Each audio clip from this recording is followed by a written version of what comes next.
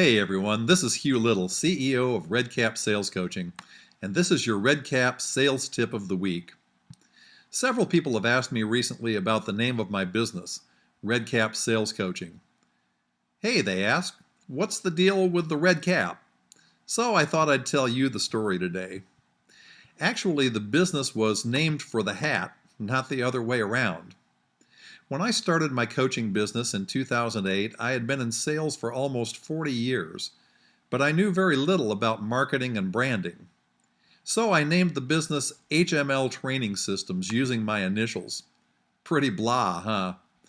Well, back in 2008, I did a lot of training and speaking in person, and I wore a uniform of black slacks and a black polo with red logo, or a red polo with a black logo. I was in a networking group, and one of the members was a guy named Santa George.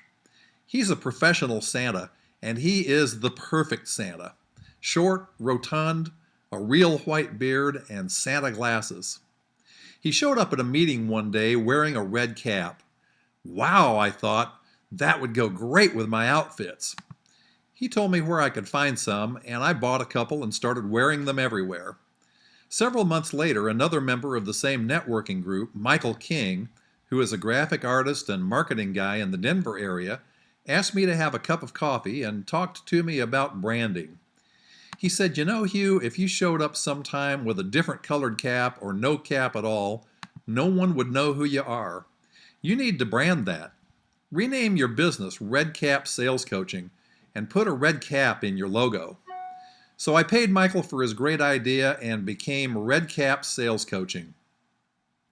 Michael also told me that it was very, very important to have a brand like that because it brought up memories of the red caps on the trains in the old days.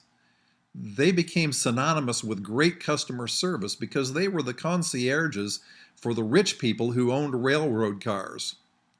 Now, I wasn't sure that that would relate well with younger people, because Michael's about the same age I am, and so I asked a younger marketing guy, Jonathan Day, who's in his early 30s, what he thought of the idea, and he said, oh, retro is in. I was so pleased that I was retro instead of old and in instead of out that I immediately took Michael up on his suggestion and started wearing the red cap everywhere. It's been an awesome brand for me these past 3.5 years. I still wear the red cap almost everywhere I go, and my picture and logo are all over social media, my pickup truck, my website, and my blog. In fact, you're looking at it as we speak. I didn't fully realize what a great brand it was until I went to the Get Motivated seminar in Denver a few years ago at the Pepsi Center. 25,000 people packed the arena, and I had people come up to me all day, people I knew and a few I didn't. And they said things like, we came in way on the other side of the arena and we spotted you right away because of your hat. Well, if the purpose of marketing is to be recognized and remembered, this is really a great brand. I may not be so memorable, but my cap sure is.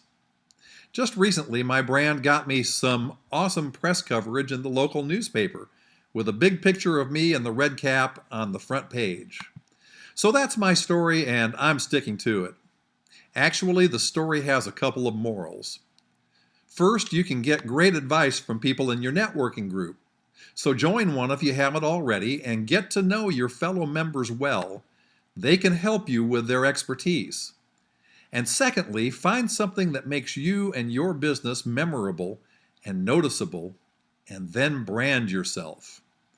Create the problem I have. A lot of people recognize me because of my hat, and they come up and introduce themselves, and I don't know who they are or where they know me from until they tell me that we're friends on Facebook or they saw me online or in the paper. So that's your RedCap sales tip for this week.